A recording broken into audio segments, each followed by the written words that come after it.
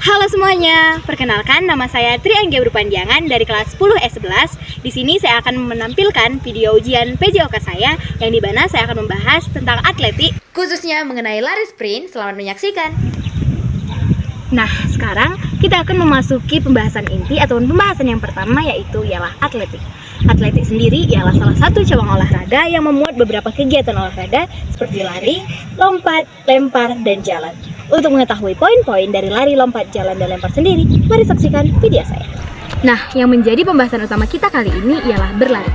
Berlari sendiri dapat didefinisikan sebagai maju ke arah depan dengan intensitas yang lebih daripada berjalan, namun dapat juga memiliki intensitas yang sama ataupun lebih daripada berjalan dan berlari karena memiliki kecepatan yang berbeda-beda di setiap jenis berlari itu sendiri. Berlari sendiri memiliki dua fase, yaitu fase melayang dan fase topang. Apa perbedaan berjalan dan berlari? Mari kita saksikan di video ini. Nah, di dalam video ini kita bisa melihat bahwa berlari memiliki dua fase, yaitu fase topang dan melayang, yang dimana fase topang dilakukan dengan mendaratkan kaki dengan telapak kaki dan lutut kaki topang harus bengkok di atas permukaan bumi. Sedangkan fase melayang sendiri adalah fase yang memiliki tujuan untuk memaksimalkan dorongan kaki ke depan agar gerakan kaki cepat untuk mencapai garis finish. Nah, selanjutnya di dalam video ini kita dapat melihat bagaimana seseorang yang berjalan dengan menggunakan gerakan kaki yang memang bergantian antara kiri dan kanan namun tidak memiliki fase melayang. Sedangkan permukaan ataupun telapak kaki selalu ada di atas permukaan bumi. Selanjutnya kita akan membahas beberapa jarak pintasan pada lari, yang dimana yang pertama ada jarak pendek atau sering disebut dengan lari cepat ataupun sprint pada 100, 200, dan 400 meter. Yang kedua ada jarak menengah pada 800, 1500, dan 3 km. Yang ketiga ada jarak jauh pada 5 km dan 10 km.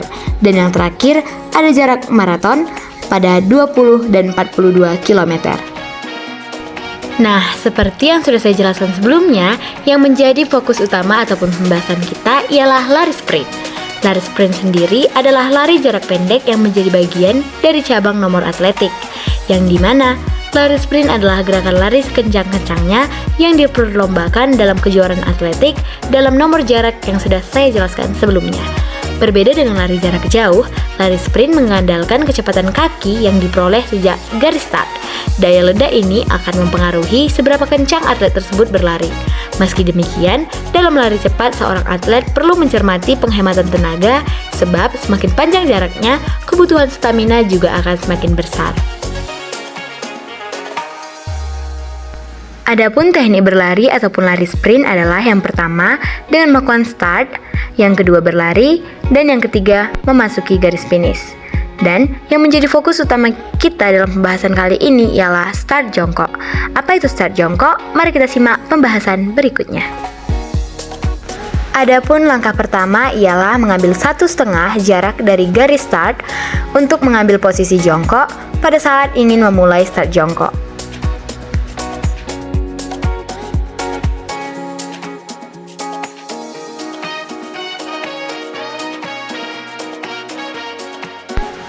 Yang selanjutnya kita harus membentuk jari-jari ibu jari dengan jari lainnya, membentuk huruf V dengan tegas dan posisi sejajar dengan bahu. Setelah itu, kita juga harus mengukur jarak kaki kiri dan kanan melalui satu kepalan tangan.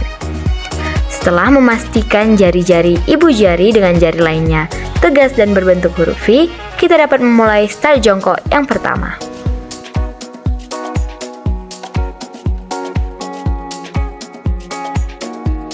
Nah, adapun start yang pertama ialah medium start, yang dimana pada posisi medium start, kaki kanan ataupun kaki kiri, hal ini bersifat opsional, posisi mana yang akan di depan dalam konteks lari sprint, dimana pada kedua posisi kaki harus sejajar dengan lutut dan mata kaki, sehingga pada posisi mata kaki dan juga lutut sejajar. Nah, yang kedua ialah start jongkok bunch start, yang dimana pada posisi ini kaki ataupun posisi lutut kaki belakang sejajar pada tungkai kaki depan. Setelah itu, kita akan memposisikan lutut kaki di belakang secara sejajar.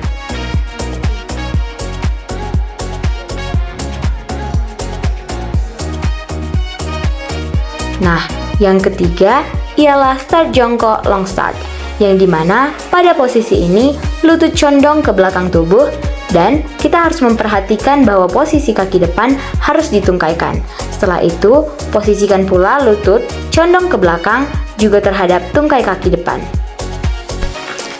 Pada start jongkok long start, pada aba-aba siap, posisi kaki belakang harus lurus. Nah, adapun start yang saya pilih untuk start berlari yang paling nyaman ialah medium start. Ini dikarenakan karena posisi medium start adalah posisi ternyaman daripada kedua start jongkok lainnya, yang dimana ban start dan long start membuat tubuh saya lebih condong ke depan sehingga saya kesusahan untuk mengambil gerakan setelah aba-aba bersedia siap dan ya selesai diucapkan. Dan menurut saya posisi long start lebih susah lagi karena posisi kaki belakang harus lurus saat aba-aba siap. Bersedia? Siap? Ya!